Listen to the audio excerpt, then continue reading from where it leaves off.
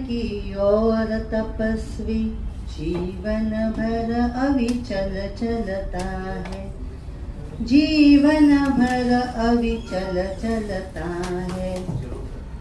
इथे जे आपण RSPचं प्रशिक्षण घेतलंय हे सगळे मला माझ्या दृष्टीने तपस्वी वाटतंय, कारण प्रत्येकाची अनेक वर्षांची साधना आहे आणि खरोखर खूप मेहनतीने प्रशिक्षण देणाऱ्यांनी प्रशिक्षणार्थींनी सुद्धा खूप मेहनतीने हे प्रशिक्षण घेतलंय।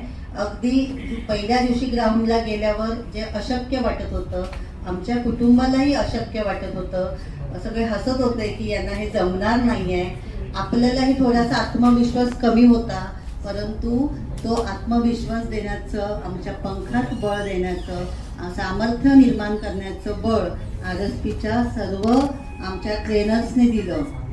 ह्या ट्रेनर्सचं खरोखर मनापासून सर्वांच्या वतीने, कारण मी तुमची प्रतिनिधी म्हणून आलेले आहे, आपल्या सर्वांच्या वतीने मनापासून खूप खूप अगदी कृतज्ञता।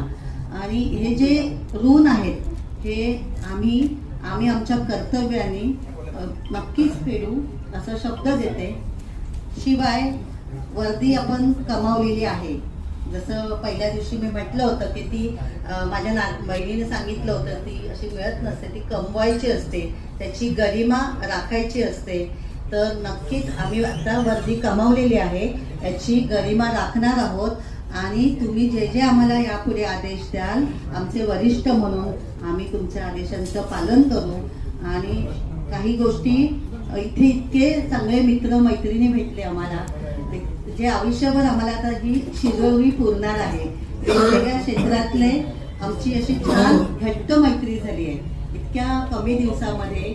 हे सगळं प्रशिक्षण करत असताना अगदी सकाळी 2-2.5 तास मैदानावर, पुन्हा संध्याकाळी 2-2.5 तास मैदानावर, मधला काळ इथे, त्यामध्ये प्रशिक्षण घेणं, नाश्ता करणं, ORS घेणं, नंतर पुन्हा जेवणं, यामध्ये सुद्धा आम्ही सर भरपूर गप्पा मारल्यात आणि आमची घनिष्ठ मैत्री झालेली आहे की ये दोस्ती कभी तुटेगी नाही, इतकी सुंदर दोस्ती झालेली आहे।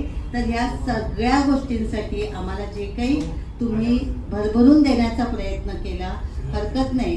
जेव्हा आई मुलांना देत असते तेव्हा ती आपली आई असते, तेव्हा आपण मुलं सुद्धा आईवर रागवत नसतो, कारण मुलांना सुद्धा माहीत असतं आईने कुठल्या कष्टाने, कुठल्या मेहनतीने हे सगळं जमवून आणलेलं आहे। तर तुमचे कष्ट, तुमची मेहनत, तुमची तत्परता आणि आमच्या प्रती असलेली किंवा तुमच्या कर्तव्याप्रती असलेली निष्ठा, प्रामाणिकपणा हा आम्हाला दिसलेला आहे।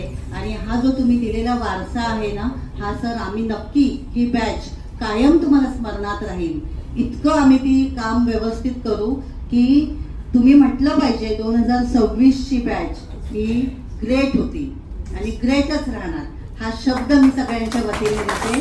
आणि पुन्हा एकदा जय हिंद, जय भारत।